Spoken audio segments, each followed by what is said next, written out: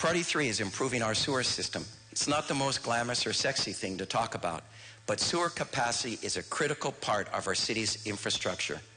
If we don't have enough sewer capacity, the city cannot approve new development projects, large or small, across this island, which will have a dramatic negative impact on our growing construction industry. And we're just starting to see construction start to climb again. We don't want to see that die.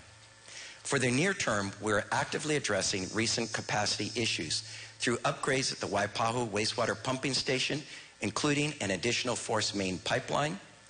And I want to say mahalo to the City Council, led by Chair Martin, for approving in January the second digester at the Sand Island wastewater treatment plant.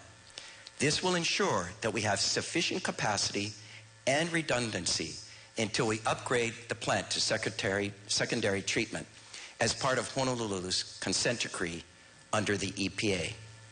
And here's an update on that consent decree. This is the kind of stuff that we deal with at the city.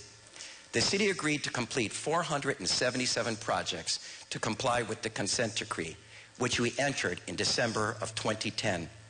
So far, we have completed 297 of them, or 57% of those projects. And we have met every single project due date.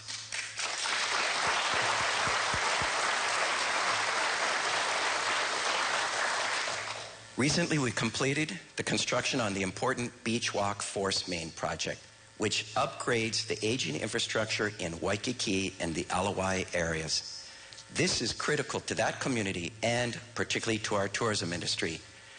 That pipeline should start to flow this month. Not the most glamorous project, but I'm sure glad it's going to be happening this month. We have 180 projects remaining, including the Kaneohe Kailua Gravity Tunnel and the secondary treatment facilities at Honouliuli and Sand Island. I want to thank Lori Kahikina, the Director of Environmental Services, and her team for keeping this important commitment on track.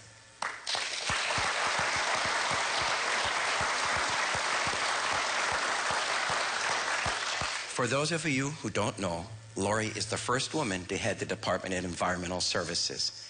And I know she is a role model for other young women who want to go into fields like engineering and construction that have traditionally been dominated by men. Lori, please stand and be recognized.